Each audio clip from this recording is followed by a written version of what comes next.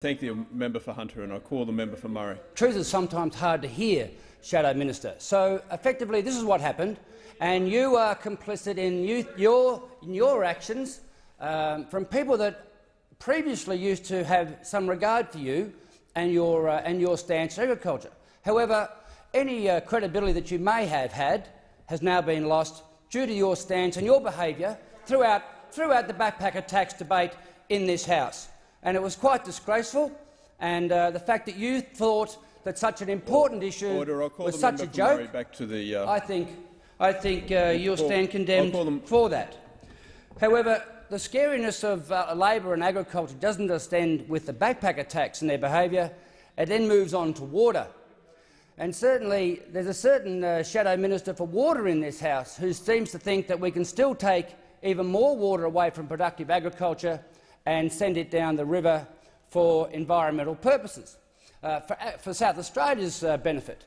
And again, when we are trying to look after communities, when we are trying to do the best we can for productive agriculture, and I see the Shadow Minister's had enough, out he goes.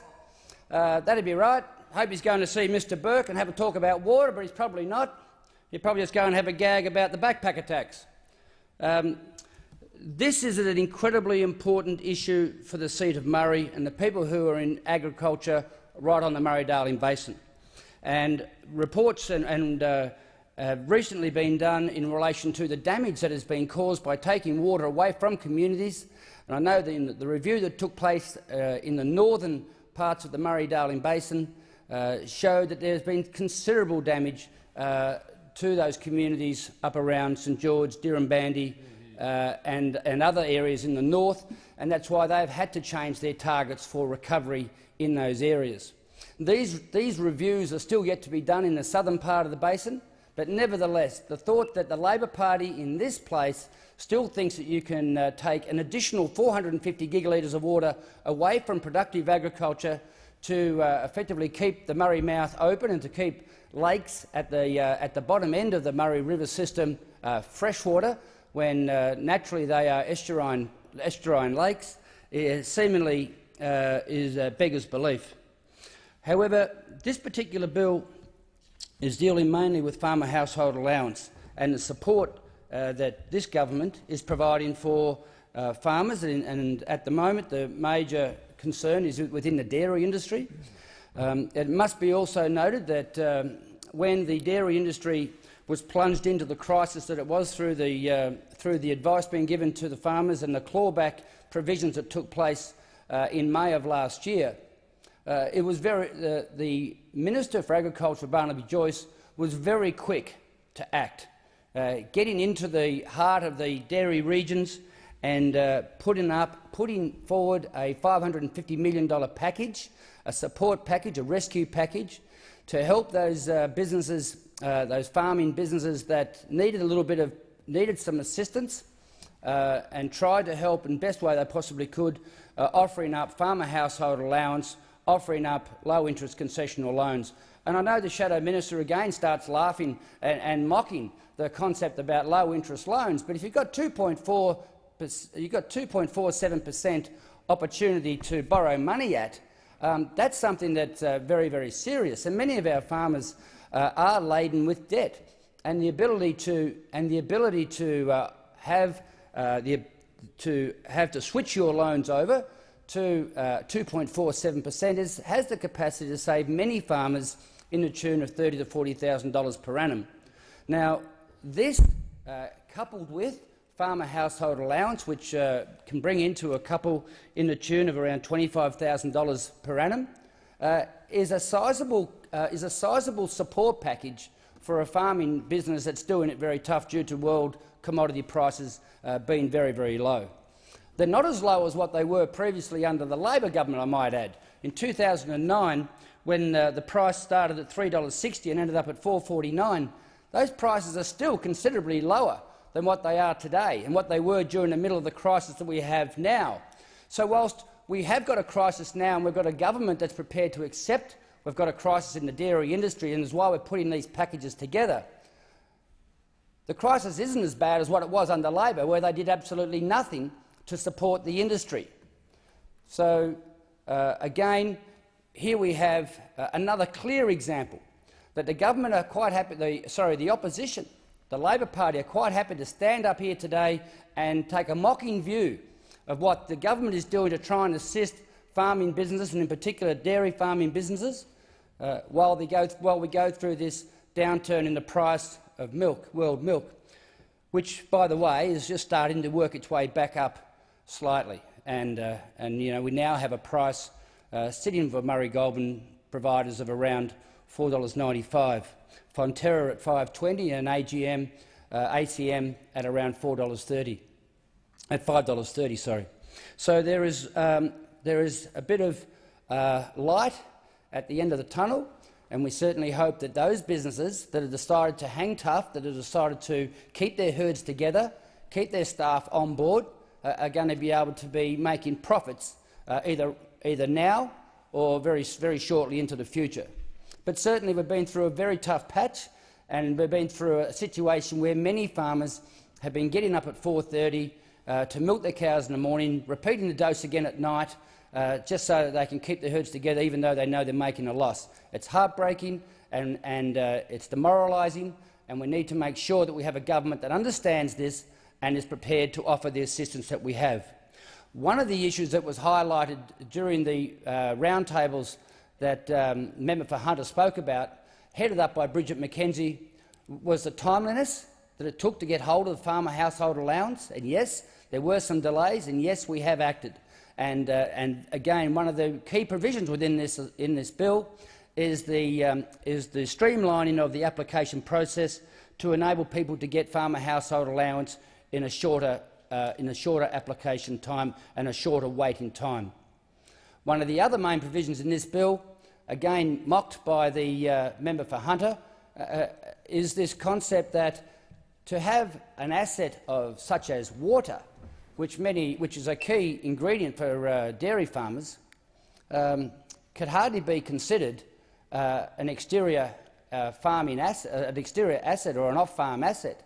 It is very much a necessary part of the farming business, and therefore what we have done now is we have bought that particular asset, whether that be $400,000 or $800,000 or $1.5 million worth of water. That is now treated in the same way as is farm equipment and other cooperative bonds, so forth. They're a necessary part of doing business, certainly in the dairy industry. And now farmers that have those assets are going to find themselves eligible to be able to find their way to receive farmer household allowance. It's also worthwhile looking at some of the statistics in Victoria, where again the main cohort of farmers that have been in need of farmer household assistance, we now have a situation where over 1,650 farmers are receiving farmer household allowance. This has grown steadily over the last 3 to 4 months, where again it was identified that many farmers needed assistance, either with financial planners or financial counsellors, to help them get through the paperwork. This is the Australian taxpayers' money that we are making available on a 3-year basis to enable farmers to get through a tough patch, to enable them to sometimes find some off-farm income. But ultimately what we're trying to do is to give these farmers who are doing it tough through no fault of their own, through the world drop in commodity milk prices, is giving them an opportunity to put food on the table as an emergency act, so that they can actually send the kids to school, provide those children with food, provide the basic bills get paid, and put a business case around their farming business to ensure that there is a bright outcome at the end of the day. It's not a lifetime on security, which I think was what the member for Hunter might have been angling, that we need to get rid of the 3-year. I don't know where in the world his thought process is coming from when he wanted to be critical of having a 3-year timeline on this support package. It just seems to be whatever the government are doing, I'm going to oppose it and I'm going to mock it. But we saw how serious the member for Hunter was, when it came to an area such as the backpacker tax, when his behaviour was so disgraceful. And that was a real opportunity for him to stand tall and to actually assist farmers, and he just took them as collateral damage to cause the government some embarrassment of the day. So I think what we have here is an opportunity to look back at where we've come from. Initially, the farmer household allowance was very difficult to get hold of, and we were talking about the amount of Victorian farmers that were able to access it in the less than 100 initially. Now we have worked through this. The roundtables that Senator Mackenzie held were incredibly well attended. We had opportunity to take the departments and the bureaucrats out of Centrelink, the dairy industry representatives, the peak associations. We took them to the communities. We had meetings at Tangambalanga. We had meetings in the Gippsland area. We had meetings down around Camperdown, and we had one at Kingupna, my hometown. And the concept of taking these roundtables to the people, rather than having them drive into the nearest regional city, is something that we thought was an important part of showing the people that we are prepared to listen, and we're prepared to listen in their patch. One area, by the way, that we haven't been able to help with an assistance package is the cohort of New Zealand, predominantly New Zealand nationals who are out here, many of them in share farming capacities, and they are ineligible for the farmer household allowance, and they are ineligible for the low interest loans. So it's an area that we have offered them assistance for those that wish to become nationalised Australians, but certainly we need to keep those farmers in our thoughts as well, because just through their sheer nationality they are ineligible for these assistance packages. I think what we have done in this area has been decisive, and it has been responsive, because it was only in May last year that Murray Goulburn announced that they had been overpaying their providers, and we're going to all of a sudden start to not only dramatically drop the price of milk that they were paying their farmers, but they're going to try and claw that money back. It was only within a matter of days that Barnaby Joyce was in Shepparton, was talking to the peak associations, was talking to the VFF, was talking to Dairy Australia and the farmers that are represented under that umbrella, and was outlining the support packages that he was going to put in place. When that was difficult to assess, he put in place a series of roundtables to find out exactly what it was where farmers needed additional help. And now that that has happened, we see the introduction of this bill, where we see more and more assistance and more streamlining for people having access to farmer household allowance. I thank the honourable member for Murray. The question is that this bill be now read a second time, and I call the honourable member for Indi.